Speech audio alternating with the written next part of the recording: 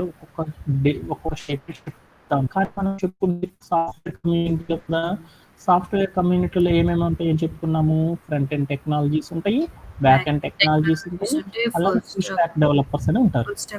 Front end టెక్నాలజీస్‌లో data అనే వర్డ్‌ని ఎవ్వరు use చేయరు. మన డెవలపర్స్ ఎక్కువగా బ్యాక్ ఎండ్ టెక్నాలజీలోనే డేటాని యూజ్ చేస్తూ ఉంటారు. ఈ డేటాని వాళ్ళు బ్యాక్ ఎండ్ టెక్నాలజీ వాళ్ళ భాషలో ఏమని పిలుస్తారంటే, డేటా అంటే ఎలా గుర్తుపెట్టుకుంటారు అనేది ఒకసారి చూద్దాం. డేటా అంటే ఏంటంటే anything that can be store. దేనినైనా సరే మనం దాచుకోవడం కనుక చేసామనుకో, భద్రపరచుకోవడం కనుక చేసామనుకో, దాన్ని ఏమంటారంటే డేటా అంటారు. దేనినైనా సరే బ్యాక్ ఎండ్ భాషలో ఏమని పిలుస్తారంటే, దేనినైనా సరే దాచుకోవడం కనుక మనం చేసామనుకో, దాన్ని ఏమంటారంటే డేటా అని పిలుస్తారు. సపోజ్ నేను ఒక ఎగ్జాంపుల్ చూద్దాం అనుకున్నాను. ఇక్కడ నా దగ్గర నోట్ ప్యాడ్ ప్లస్ ప్లస్ అని నేను ఒక డెవలపర్ని అనుకున్నాను. డెవలపర్ చేయడం కోసం మనం కొన్ని టూల్స్ వాడతాం కదా. సపోజ్ దట్ ఇక్కడ నేను వెళ్ళేసేసి ఏం చేశానంటే, ఇక్కడ నేను కొంత రాశాను. టుడే కేటీ ఈజ్ డేటా రాసుకున్నాను. అంటే ఇది ఈ మొత్తాన్ని ఏమంటారని చెప్పాను, ఈ మొత్తాన్ని సాఫ్ట్వేర్ వర్డ్స్లో టెక్స్ట్ అని అంటారని తెలుసు కదా. అంటే టెక్స్ట్. ఈ టెక్స్ట్ నేనేం చేసుకున్నాను, నాకు చాలా ఇంపార్టెంట్ అనమాట. దీని మొత్తాన్ని నేనేం చేసుకున్నా అంటే క్యాన్సిల్ చేసుకొని సేవ్ చేసుకున్నాను అనమాట. ఒకసారి చూద్దాం. నోట్ ప్యాడ్ ప్లస్ ప్లస్లోకి వెళ్ళి నేను రాసిన ఈ మొత్తం మ్యాటర్ మొత్తం కూడా నేనేం చేసుకున్నా అంటే దాచుకున్నాను. ఇలా దాచుకోవడాన్ని మా బ్యాక్ అండ్ భాషలో ఏమని పిలుస్తారంటే, దీన్ని డేటా అని పిలుస్తారు. డేటా అంటే ఏంటిది, దేనినైనా సరే మనం చేసామనుకో దాన్ని ఏమంటారంటే డేటా అంటారని గుర్తుపెట్టుకుంటే సరిపోతుంది అనమాట. అంటే డేటా అంటే అర్థమైంది. అది ఎట్లా ఉండొచ్చు, టెక్స్ట్ రూపంలో అయినా ఉండొచ్చు, లేదా ఇమేజ్ రూపంలో అయినా ఉండొచ్చు, లేదా ఆడియో రూపంలో అయినా ఉండొచ్చు, లేదా వీడియోస్ రూపంలో అయినా ఉండొచ్చు, ఇంకా కొన్ని వేరు వేరు మార్గాల్లో అయినా ఉండొచ్చు. ఇలా ఎవరైతే దాచుకుంటారో దాన్ని ఏమంటారంటే డేటా అని పిలుస్తారు. Example like that another one. ఒక వెబ్సైట్లోకి వెళ్ళాను. ఒక వెబ్సైట్, ఒక క్రిక్ బజ్ అనే ఒక వెబ్సైట్లోకి వెళ్ళాను. ఇక్కడ నుంచి ఉన్నాను, ఇక్కడ ఉన్నదా ఏమొచ్చు ఏమంటారు టెక్స్ట్, ఇక్కడ ఉన్న ఏమంటారు ఇమేజెస్. అంటే ఈ టెక్స్ట్ మొత్తాన్ని నేనేం చేశాను, ఈ వెబ్సైట్ లోపల దాచుకున్నాను. దాచుకోవడానికి దీన్ని ఏమంటారు డేటా అని పిలుస్తారు. అంటే బ్యాక్ అండ్ భాషలో డేటా అనగానే మీకు అర్థమైనట్లేనే ఇప్పుడు. అంటే దేనినైనా సరే మనం దాచుకోవడం, భద్రపరుచుకోవడం కనుక చేస్తే దానినే బ్యాక్ అండ్ భాషలో డేటా అని పిలుస్తారు. అది ఎట్లా ఉంటుందంటే టెక్స్ట్ రూపంలో ఉండొచ్చు, ఇమేజ్ రూపంలో ఉండొచ్చు, ఆడియో అండ్ వీడియో రూపంలో ఉండొచ్చు. ఓకేనా, ఇక్కడ దాకా అర్థమైనట్లేనా. ఇంకా కొంచెం డేటా గురించి కొంచెం ఎక్కువగా తెలుసుకోవడానికి ప్రయత్నం, డేటా అనేది అర్థం చేసుకోవడానికి మరో కొంచెం హైలైట్గా ఇంకొంచెం ఎక్కువగా తెలుసుకోవడానికి ట్రై చేద్దాం. డేటాకి స్పేస్ ఉంటుందంట, అంటే ఎట్లానే ఉందో చూద్దాం. లైక్ డేటా అనే వర్డ్ గురించి మనం ఆల్రెడీ ప్రీవియస్లీ మనం డిస్కస్ చేసుకున్నాం. ఎక్కడ డిస్కస్ చేసుకున్నాము, నెట్వర్కింగ్స్ చెప్పుకునేటప్పుడు మనం ఆల్రెడీ డిస్కస్ చేసుకున్నాం. అక్కడ ఏమని చెప్పాను, ఒక సరుకు ఉంటుంది, సరుకుని ఏమంటారంటే కార్గో అంటారు. సరుకునే ఏమని పిలుస్తారని చెప్పాను, జనరల్గా అయితే డేటా అంటారు, నెట్వర్క్ భాషలో డేటా అంటారని చెప్పాను కదా. ఒక సరుకు తీసుకున్నాము, సరుకు కూడా ఎక్కడ దాచుకుంటాము, వేర్ హౌసెస్ లో దాచుకుంటాం. సరుకుకి ఒక సరుకు అంటే కార్గో అంటాం కదా, ఒక సరుకుకి కొంత వెయిట్ ఉంటుంది కదా. అలానే డేటాకి కూడా ఏముంటుందంటే కొంత వెయిట్ అనేది ఉంటుంది. సరుకుకి అయితే వెయిట్ ఉంటుంది. ఎలా ఉంటుంది, మన దగ్గర ఉన్న సరుకు ఉంది. ఇప్పుడు అమెజాన్ అనే వాళ్ళు ఒకళ్ళు ఉన్నారనమాట. అమెజాన్ వాళ్ళు ఏం చేస్తారంటే, వాళ్ళు ఒక వేర్ హౌసెస్ లో చాలా సరుకులను దాచుకుంటా ఉంటారు అనమాట. అంటే వాళ్ళు ఏం చేస్తారు, ఆ సరుకులన్నీ కూడా ఎలా ఉంటాయి, కొంత వెయిట్ ఉంటుంది సరుకుకి. ఆ సరుకు వెయిట్ కేజీస్ 4 కేజీస్ ఉండొచ్చు, 10 కేజీస్ ఉండొచ్చు, 100 కేజీస్ ఉండొచ్చు. అలానే ఈ సరుకునే నెట్వర్క్ భాషలో ఏమంటారని చెప్పాను, డేటా అంటారు. డేటా అనగానే డేటాకి కూడా కొంత వెయిట్కి సరుకుకి ఎట్లయితే వెయిట్ ఉందో డేటాకి కూడా అలానే ఉంటుందన్నమాట. సరుకునైతే వెయిట్ రూపంలో కొలుస్తారు, డేటానైతే ఎలా కొలుస్తారంటే సైజు రూపంలో కొలుస్తారనమాట. డేటాకి ఏముంటుంది, ఒక సైజు ఉంటుంది. మనం డేటాని దాచుకోవడానికి ఏం చేస్తాం, స్టోరేజ్ డివైజెస్ అనేవి వాడతాం. పెన్ డ్రైవ్ అని, 2GB పెన్ డ్రైవ్ అని, 4GB అని, 10GB అని, 50GB అని, 32GB అని ఇట్లా దాచుకోవడానికి స్టోరేజ్ డివైస్ ఉంది. అంటే ఒక పెన్ డ్రైవ్ లోపల నువ్వు ఒక వీడియో పెట్టావనుకో, దాన్ని ఏమంటారు డేటా అంటారని తెలుసు కదా నీకు. అంటే ఈ పెన్ డ్రైవ్ అంటే డేటా దాచుకోవడానికి దేంతో కొలుస్తారంటే సైజ్ అనేది ఉంటుంది. ఎట్లా, ఒక కార్గోకి వెయిట్ ఉన్నట్లు డేటాకి అనేది ఎలా ఉంటుందంటే సైజ్ ఉంటుంది. ఈ కార్గోస్లో ఉన్న సరుకుల్ని దాచుకోవడానికి ఒక వేర్ హౌస్ అనేది ఉంటుంది. అలానే డేటాని దాచుకోవడానికి కూడా కొన్ని ఉంటుంది. దాన్ని ఏమంటారంటే స్టోరేజ్ డివైజెస్ అంటారు. ఈ వేర్ హౌస్ లో పెట్టుకోవడానికి ఏముంటుంది, కొంత స్పేస్ అనేది కావాలి కదా. అంటే ఈ సరుకులన్నీ తీసుకెళ్లి పెట్టుకోవాలనుకో 1 మీటర్ అనో 2 మీటర్ అనో 10 మీటర్స్ అనో 100 మీటర్స్ అనో కొంత స్పేస్ అనేది ఆక్యుపై చేస్తుంది కదా. అలానే డేటా కూడా ఏం చేస్తుంది అంటే కొంత స్పేస్ అనేది ఆక్యుపై చేస్తుంది. ఎక్కడ ఆక్యుపై చేస్తుంది, సరుకులన్నీ కూడా ఎక్కడ ఆక్యుపై చేస్తుంది, వేర్ హౌసెస్ లో స్పేస్ ని ఆక్యుపై చేస్తుంది. అలానే ఈ డేటా కూడా ఎక్కడ స్పేస్ ని ఆక్యుపై చేస్తుంది అంటే స్టోరేజ్ డివైస్ లోపల కొంత స్పేస్ ని ఆక్యుపై చేస్తుంది. అంటే ఇక్కడ దాకా ఒక్కసారి అర్థం చేసుకోవడానికి తెలుసుకుందాం, అంటే మనకు అర్థం అవ్వాల్సింది. డేటా అంటే ఏంటంటే ఒక బ్యాక్ ఎండ్ భాషలో డేటా అంటే ఏమంటారంటే దేనినైనా సరే మనం దాచుకోవడాన్ని ఏమంటారంటే భద్రపరుచుకోవడం లేదా దాచుకోవడం కనుక చేస్తే బ్యాక్ ఎండ్ కమ్యూనిటీలో ఏమని పిలుస్తారంటే డేటా అని పిలుస్తారు. వాళ్ళు ఏం దాచుకోవచ్చు అంటే టెక్స్ట్ని కానీ ఇమేజెస్ని కానీ ఆడియో వీడియోని ఇలాంటి వాటిని ఏదన్నా సరే వాళ్ళు దాచుకున్నారనుకో, స్టోర్ చేసుకున్నారనుకో, దాన్ని డేటా కింద కన్సిడర్ చేస్తామన్నమాట. అలా డేటా అనే దానికి ఎట్లా ఉంటుందంటే సపరేట్ గా కొంత సైజ్ అనేది ఉంటుంది. డేటా దాచుకోవడానికి స్టోరేజ్ డివైజెస్ ఉంటాయి. ఆ స్టోరేజ్ డివైసెస్ లోపల కొంత స్పేస్ అనేది ఉంటుంది అనమాట. అది ఎలా ఉంటుందంటే 2GB 4GB 8GB 16GB 32GB అన్నట్లు దాంట్లో మనం దాచుకుంటా ఉంటాం అనమాట. అంతవరకు గుర్తుపెట్టుకుంటే చాలు అనమాట. ఇంకా తెలియదు అనుకో, డేటాకి కొంత సైజ్ ఉంటుంది, ఈ డేటాని దాచుకోవడానికి కొన్ని స్టోరేజ్ డివైజెస్ ఉంటాయి అని గుర్తుపెట్టుకుంటే చాలు అనమాట. ఎక్కడన్నా డౌట్ ఉందా? ఓకే. సరుకుని కొలవాలి అంటే మనము గ్రాములు వెయిట్ అన్నట్లునే డేటాని కొలవడానికి కూడా మనకు మెజర్మెంట్, ఆ మెజర్మెంట్ అంటే ఏంటి అనేది ఒకసారి తెలుసుకోవడానికి ట్రై చేద్దాం. వెయిట్ ని కొలవడానికి గ్రామ్స్, కిలోగ్రామ్స్, క్వింటాలు, టన్స్ అని కొలుస్తూ ఉంటాం కదా. అలానే మనం డేటాని కొలవడానికి కూడా ఎలా మెజర్ చేస్తామంటే బిట్స్ అని, బైట్స్ అని, ఈ బిట్స్ రూపంలో కానీ బైట్స్ రూపంలో కానీ మనం డేటాని మనం మెజర్ చేస్తూ ఉంటాం అనమాట. అది ఎలా అంటే చూద్దాం ఒకసారి. జనరల్గా ఒక కేజీ అనగానే ఏం చెప్తాము, చిన్నప్పుడు మనం అందరము కూడా 1000 గ్రామ్స్ అని చెప్తాం కదా. అలానే ఒక మీటర్ అనగానే 100 సెంటీమీటర్స్ అని చెప్తాం కదా. అలానే జనరల్గా 1 బైట్ అంటే ఎంతని పిలుస్తారంటే 8 బిట్స్ అని పిలుస్తారనమాట. అలానే మనం 1 కిలోబైట్ అని చూడు. కిలోబైట్ అంటే దాని షార్టెస్ట్ ఫామ్ అంటే ఏంటంటే కేబీ అంటారు. మనం అప్పుడప్పుడు కూడా మన మొబైల్స్ వాడేటప్పుడు 1 KB అయిందిరా, 2 KB అయిందిరా అని చెప్పుకుంటా ఉంటాం కదా. అలానే 1 కిలోబైట్ అంటే ఎంతని పిలుస్తారంటే 1024 బైట్స్ అని పిలుస్తారనమాట. ఓకేనా. అలానే మనం అప్పుడప్పుడు మనం చెప్తా ఉంటాం, మన మొబైల్ నెట్ చూసేటప్పుడు నా డేటా 1 MB ఉందిరా, 2 MB ఉందిరా, ఏదైనా అప్లికేషన్ చేసేటప్పుడు ఎంబీ అని. ఎంబీ అంటే ఏం లేదు నాన్న. ఎంబీ అంటే ఏమంటారంటే మెగాబైట్ అని పిలుస్తారు. 1 మెగాబైట్ అంటే ఎంత అంటారంటే 1024 కిలో బైట్స్ అని పిలుస్తారనమాట. అలానే జీబీ అంటే ఏమంటారంటే జిగాబైట్ అంటారు. అంటే జనరల్గా 1 GB అంటే ఎంత అంటారంటే దాని యొక్క మెజర్మెంట్ 1024 మెగాబైట్స్ అని పిలుస్తారనమాట.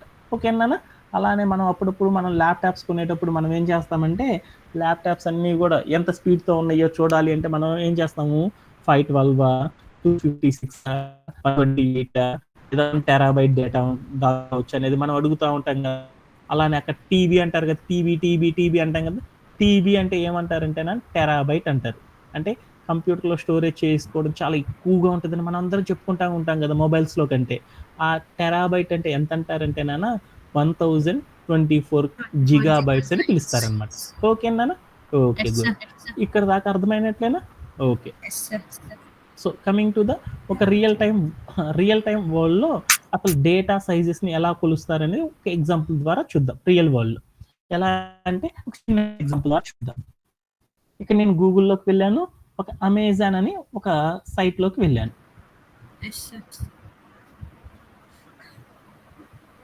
అమెజాన్ అని క్లిక్ చేశాను. సారీ,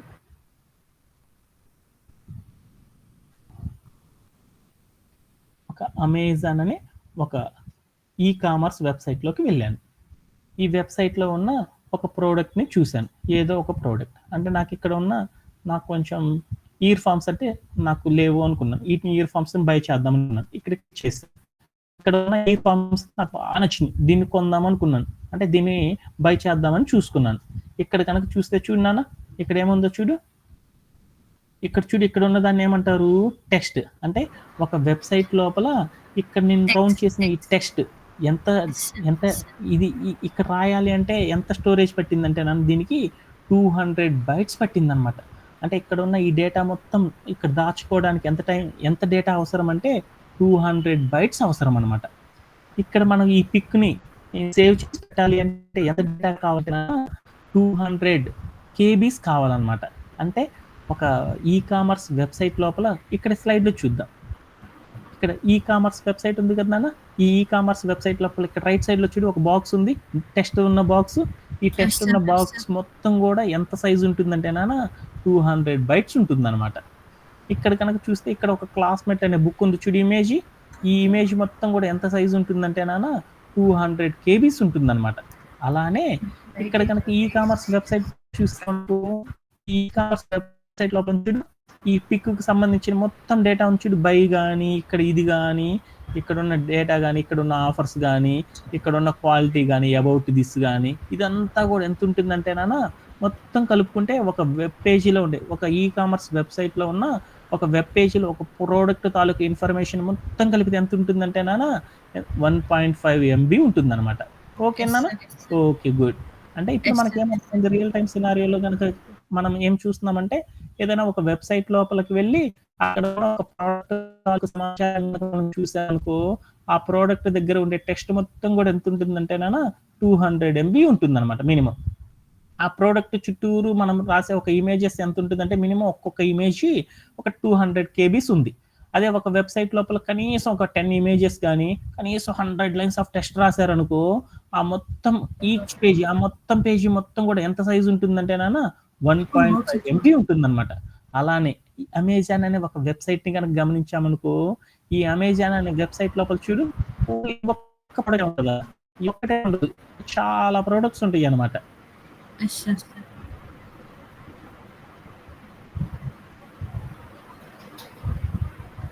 ఈ అమెజాన్ అనే దాంట్లో చూడు ఒకే ప్రోడక్ట్ ఉండదు నాన్న, చాలా ప్రోడక్ట్స్ ఉన్నాయి చూడు. ఇక్కడ ఇయర్ ఫార్మ్స్ అని, మిక్సర్స్ అని, గ్రైండర్స్ అని, స్పూన్స్ అని, ఇక్కడ చాలా ఉన్నాయి చూడు. ఇంకా రకరకాలు ఉన్నాయి చూడు, ఇక్కడ చాలా ఉన్నాయి. ఫ్యాన్స్ అని, ఇంకా ఇంకా ఇంకా కనుక గమనిస్తే మొబైల్స్ అని, ఇంకా చూస్తే ఉంది బాత్రూంలో యూజ్ చేసే షవరు ఇలాంటివని, అలానే కొన్ని అలా ల్యాప్టాప్స్ అని, ఇలా ఇలా ఇలా ఇవన్నీ చూసుకుంటా ఉంటే ఒక ఈ కామర్స్ అమెజాన్ లాంటి ఒక పెద్ద ఈ కామర్స్ వెబ్సైట్లో ఎన్ని ఉంటాయి అంటే నాన్న minimum 350 plus millions of products ఉంటాయి అనమాట. మనందరికి తెలుసు మిలియన్ అంటే ఎంత అంటారు, 10 lakhs అంటారు. అంటే దాదాపు ఇవన్నీ 350 millions ప్రోడక్ట్స్ ఉంటాయి అంట ఒక ఈ కామర్స్ వెబ్సైట్లో. ఇదంతా ఇన్ని ప్రోడక్ట్స్ని ఆ ఈ కామర్స్ వెబ్సైట్లో మనం స్టోర్ చేసుకోవాలంటే చాలా డేటా కావాలి కదా. అది ఎంత డేటా అవసరం అంటే 10 ప్లస్ అంటే 10 TBs ఆఫ్ డేటా కావాలి. యాక్చువల్గా ఒక టీబీ అంటే ఎంత అంటారు, 10 TB అంటే ఎంత అంటారంటే నాన్న మినిమం 10,000 GB అనమాట. అంటే ఒక ఈ కామర్స్ వెబ్సైట్లో ఉన్న ప్రోడక్ట్ తాలూకు డేటా మొత్తం ఎంత పట్టిందంటే నాన్న 10,000 GBs ఆఫ్ డేటా అవసరం అనమాట.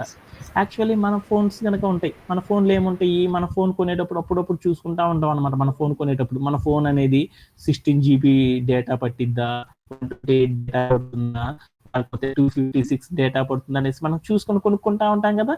అంటే మన ఫోన్లో రోజు కూడా మనం ఏం చేస్తూ ఉంటాము, అమెజాన్ అనే దాన్ని యూజ్ చేసేసి మనం ఏం చేస్తామంటే ఫోన్లో కొనడము, అమ్మడాలు ఇలాంటివన్నీ చేసుకుంటూ ఉంటాం. అలానే మనం యాక్చువల్గా మన ఫోన్లో అమెజాన్ అనేది ఉంటుంది కదా.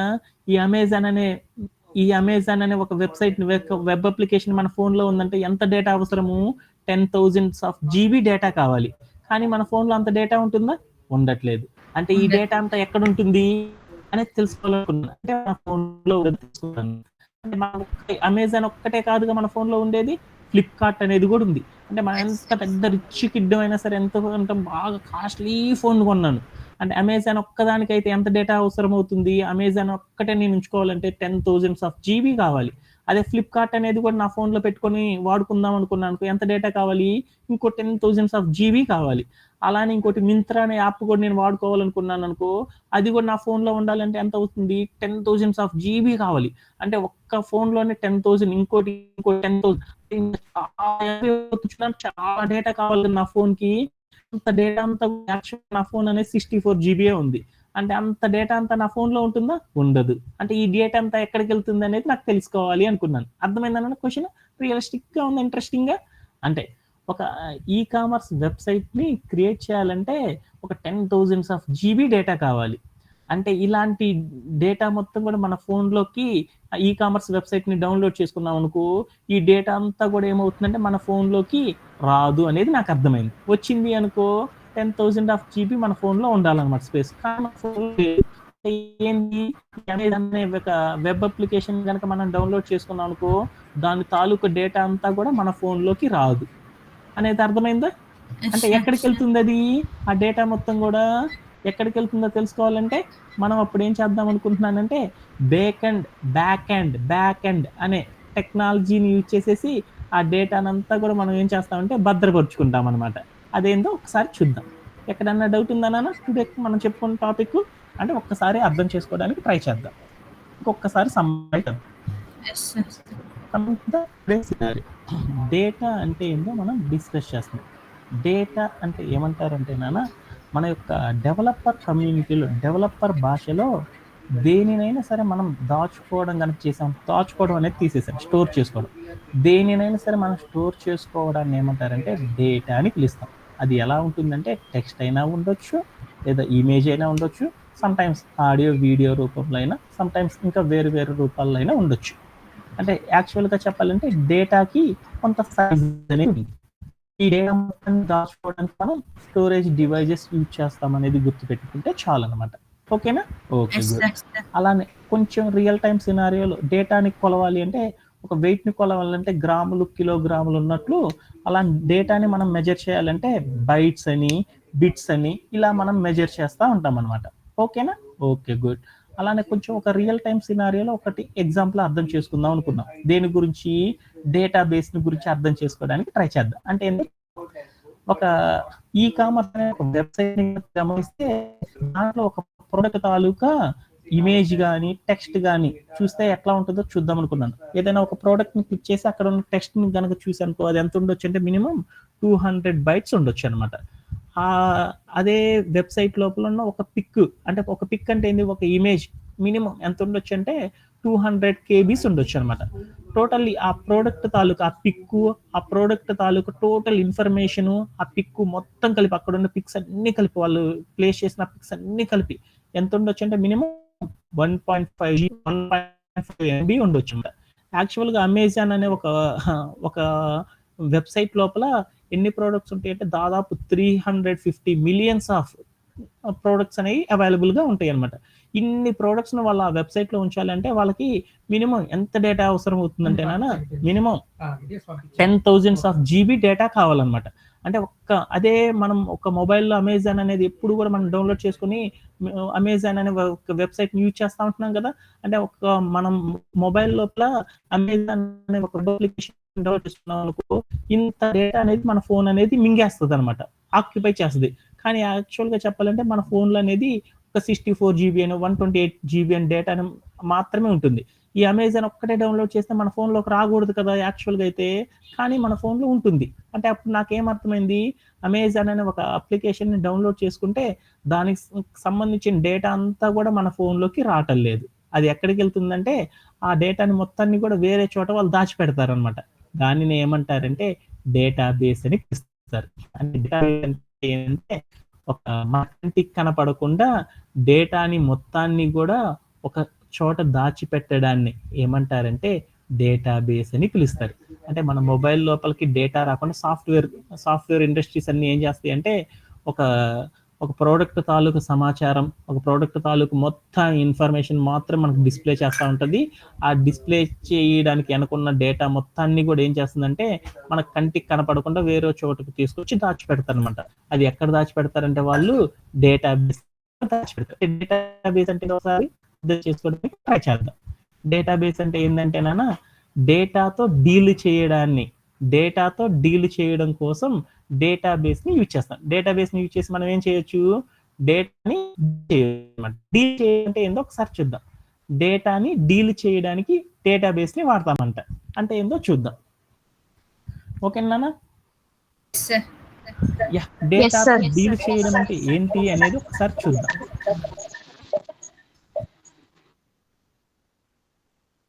ఓకేనా? Okay, good. డేటాతో డీల్ చేయడం అంటే ఏంటంటే స్టోర్ చేయడం, ఆర్గనైజ్ చేయడం,